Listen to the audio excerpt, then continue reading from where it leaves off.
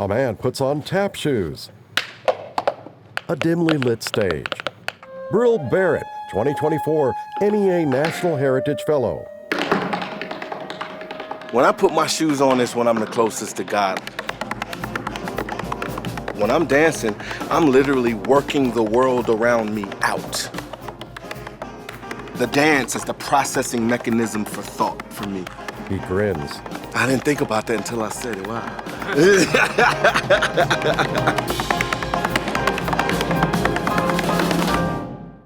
An elevated train.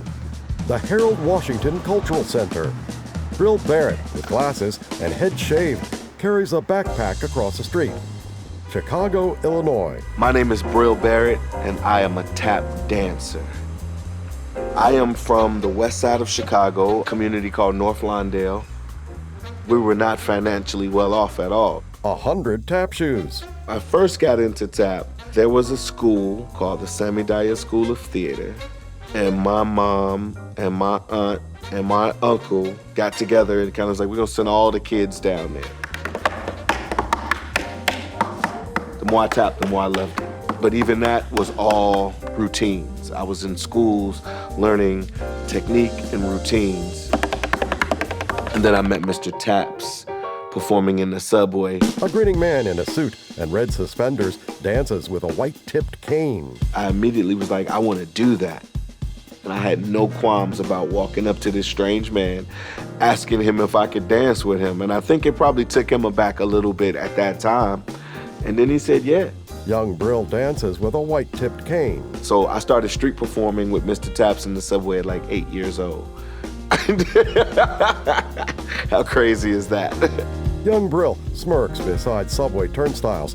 He dances for travelers and poses with a young girl. Because I didn't know what improvisation was, I would go out there and try to do what I learned. So I would take that time step out with Mr. Taps. And then I forgot the break. And I say, what do I do? He said, just make something up. And I say, and then right back into the time step. I still don't remember the break. Well, make something else up. Well, I don't remember what I just did. Well, do something else. So eventually the something else and the I don't remember and the in-betweens got longer and longer till I was creating the entire solo out of my head, out of my space, out of the rhythms that, whatever, that the universe fed to me. On the stage, Bril's feet seem to glide and shuffle across a rectangular platform. We would have footage night. And so we'd tap in the subway, make our money, we'd go to his house, he'd order pizza, and then we'd sit down and watch old movies, old VHS tapes. In a vintage film, a smiling man tap dances in a restaurant. I was lucky enough to start meeting some of these historical figures while they were still alive. Bril's shirt reads, Whitman and Nicholas. These legends knew that everything they had gone through would be for nothing if the art form didn't live on beyond them. They immediately put me in the mind space of passing tradition on. So then I turned around and started to teach it. So let's do, that's fine. You be on the outside, Trey. And Charles, you there. And Denise, you're there.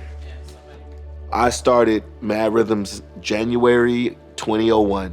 M.A.D.D means making a difference dancing. So M.A.D.D Rhythms literally is using tap dance to make a difference. So let's go around. Name a tap dancer and name the tap dancer that you're gonna most think of tomorrow. Let's go, history. The Nicholas Brothers. The Nicholas Brothers, why? I never knew that becoming a tap dancer was gonna make me an activist of sorts, or as I like to say, a taptivist. Andrew Carr, M.A.D.D, M.A.D.D Rhythms. I see Bril as like a father figure to me. He taught me the importance of the history, the importance of improvisation, and he's really what inspired me to take this art form and continue on with it and expand upon it and make it my own. Bril smiles brightly.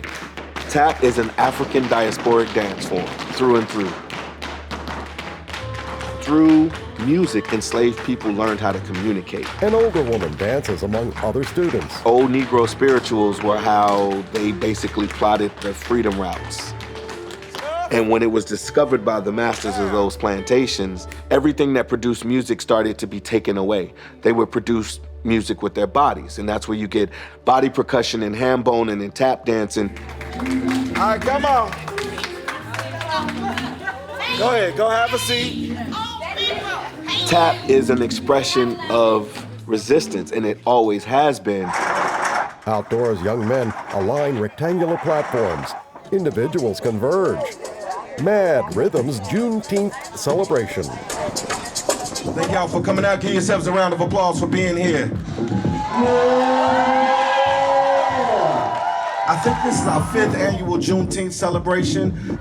We love being able to celebrate our history, our culture, and our fathers all at the same time, because that's our history and our culture. So come on up here and get in your places, y'all. We'll give it up for M.A.D. Rhythms. Smiling young men and women step forward.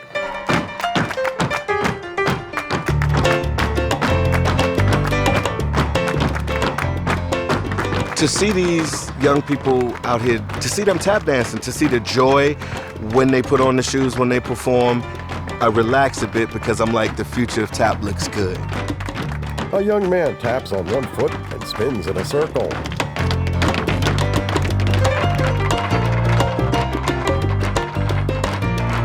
In 2024, the National Endowment for the Arts presented Bril Barrett the NEA National Heritage Fellowship Award, the highest form of recognition for the folk and traditional arts by the United States government.